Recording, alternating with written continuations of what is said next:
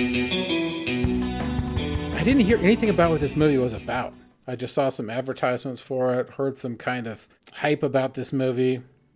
Had no idea, and then heard it was kind of crazy, but had no idea what I was going to be getting into. I knew absolutely nothing. Just kind of piqued my curiosity, and I was like, this looks like a lower budget movie that's going to be playing in a few limited theaters. I'm going to check this out.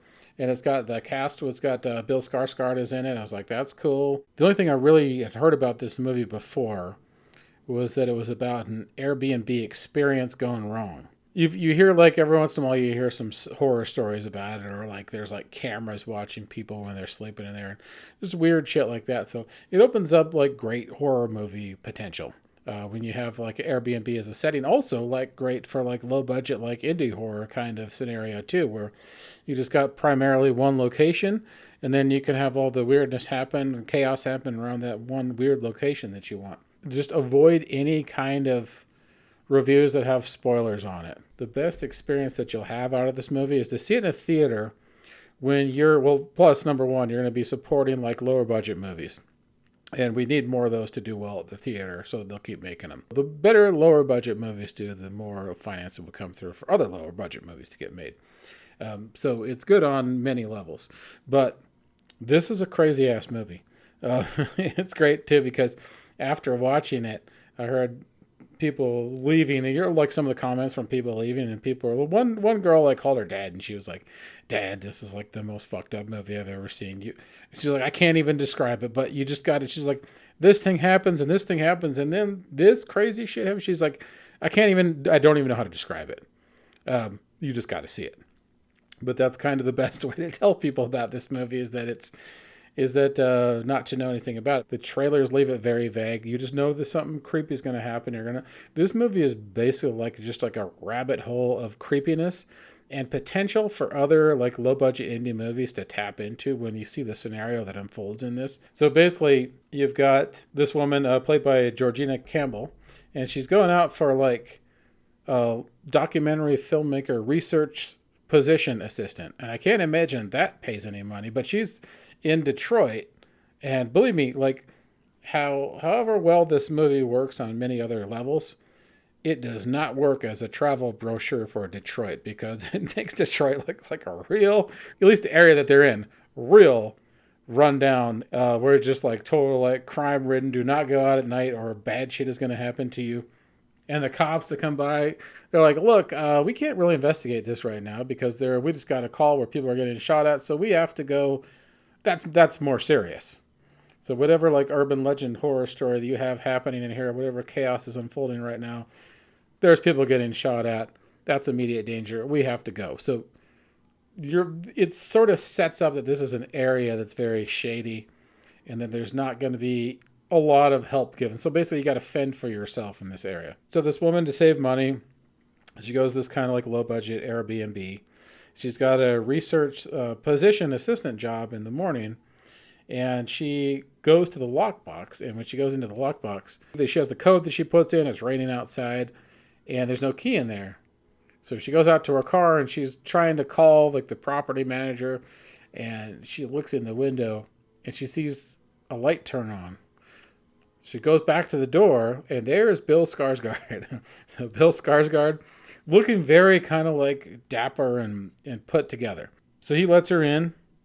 The first quarter to the first half of this is very like kind of cat and mouse-ish about what's going on with her and him, about whether she can trust him. So this is basically this Airbnb has been double booked. The way that this movie is shot, the way it kind of plays out, it sort of is kind of through the eyes of her because she's very kind of like scared or on edge the whole time about something bad that could be potentially happening to her. Because once he lets her in, she's like, "This is double booked. We can't get a hold of anybody." He's like, "Well, it's raining outside. Why don't you just go ahead and stay the night?" He's acting very gentlemanly. He's like, I'll sleep on the couch. You can sleep in the bed." And then she's like, "Well, no, that's okay. I can sleep on the couch." He's like, "No, no, no. I was raised to be very chivalrous. I'm not going to let a young woman sleep on the couch when there's a bed available." So he's like, "You sleep there." And then she goes, "Yeah, but I got this thing about clean sheets." So he goes to clean the sheets for her. And so this whole thing is, you don't know whether he is being kind of nosy a little bit. He's being kind of almost too courteous. and too kind of nosy about looking out for her. So you don't know whether it's like a creepy stalker thing going on or exactly what is happening. And the way this movie plays out, like not knowing anything about it, it's great because there's constant like tension and suspense going on. You don't know whether he's just being a nice guy, whether something super creepy is going to happen, whether he has ulterior motives. You don't really know a lot about her aside from the fact that she's just feeling very kind of like on edge the whole time. And then something happens in this movie. They discover something in this house that leads them down. This house is okay. Remember the movie From Dusk Till Dawn where they show the temple? So like basically like the titty twister place they go into where they fight all the vampires. The end of the movie, it turns out to be that temple that is much larger than it appeared to be from the front because they show the back of it and how far it goes back. It's kind of akin to that, whereas there are passages and corridors that lead places in here, secret locations in this home. And that's kind of like the only like real spoiler I'll give out is that this house is not what it seems to be, meaning that it's much larger and they're not the only ones there, more or less. So the whole time you're kind of like wondering, is he luring her there or is he just like a victim like she is? And then as things progress, it just gets weird and they explore more of this place. It just gets creepier and creepier and weirder and weirder. And this is a movie that has like a lot of tension in it constantly. It does take some like kind of comedic breaks. They do introduce a couple of different characters in this movie. So they split from her and Bill Skarsgård. And the funny thing about Bill Skarsgård being polite and courteous is that you're just watching the whole time being like, this guy played it. It's like, so he can tap in to the creepiest shit imaginable if he wants to. Like that smile that he pulls off in the movie It, that super creepy smile where, and I think from what I heard, he got hired. That was one of the reasons he got hired is based off of that super creepy smile that he did where the smile just goes all the way up past the cheekbones. It's so high that super kind of exaggerated Joker smile. Yeah, it was just fantastic and creepy. But you know that he has probably like limitless creepiness that he could channel if he wanted to. So we don't know whether we're going to see that from him or not. But anyways, this movie is a lot of like kind of unexpected turns, and it keeps taking lots of unexpected turns. It does even the tension when it enters when the character Justin Long enters because he provides some comic relief. He's a very like super douchey character, but he also has kind of like shows some kind of redeemable qualities. So there's layers to him, which is great. This is a great like movie for actors like Georgina Campbell, Bill Skarsgård, and him are all fantastic in this movie. But it works on a level where it's just this constant unexpected stuff happening. Now it does have, when they do the reveal, it goes into familiar territory. That's the only thing that didn't completely lock me into this movie just being awesome. But for the majority of the movie, and even like when it goes into familiar territory, when they do the reveal, it's still really cool because it's crazy. It does not let off of the craziness. It does have a lot of things where characters are making real dumbass decisions, just real stupid decisions. Kind of like you roll your head about it. No, don't, no. Like where you want to yell at the screen when you're in like when you're in the theater, you hear people yelling at the screen when people are making stupid decisions. You want to join in with them. But the theater that I saw it in was silent because everybody was so creeped out when they were watching it.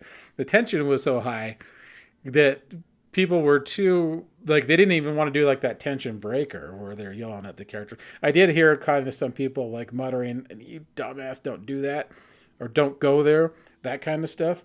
But it wasn't anything out loud. It was like under the breath because people were too freaked out. And the funny thing is, too, is this director has done like mostly comedies here. I'm going to look up his stuff here. So the director's name is zackcregger. He did, aside from Barbarian, he did Newsboys, a TV series, The Gang Self Sucks, a TV series, WKUK Talk About Sketches, The Civil War on Drugs, and several episodes, 53 episodes of The Whitest Kids You Know. And then he also directed Miss March, which was a movie starring a couple of the cast members of The Whitest Kids You Know. So it's primarily comedy kind of stuff. And I think like comedy directors, when they switch to horror, usually make that transition really well. Comedy and horror have like a great like fine line that separates the two of them, or they just like merge well together. They're two kind of like parallel universes that work well together. I find that comedy directors make for good horror directors because usually they have usually comedy comes from places of pain, which is relief of tension, relief from any kind of like personal pain to ease that, and that's what makes them channel both those comedy and horror elements really well. But I think this is a great career move for Zackcregger, and I think that he's going to go on to some pretty cool stuff after this, because this is a very like energetic indie movie. And I've been seeing this with a lot of like indie movies lately, especially like indie horror movies where they just tap into this like energy, stuff that Hollywood does not normally tap into, sort of more unique ideas, crazier shit, because indie movies are a constant, and indie horror is a constant playground where you can experiment and do different things. And that's a lot of what I saw in this movie. The only thing that really didn't work for me in it was when it went into familiar territory. Once they went into familiar territory, and I was like, okay, now I know how this is going to play out to the end. There's actually like one or two surprises that I saw like after it went into familiar territory that I didn't see coming. For the majority of it, the surprises are fantastic and work really well. But once it goes into that area where you've seen that kind of movie play out before, the suspense and kind of like the edge of my seat kind of stuff started to go away a little bit. But I think for the majority of it, this movie works really, really, really well. And you should definitely go check it out and see it in the theater if possible, to support more movies like this that take chances getting made.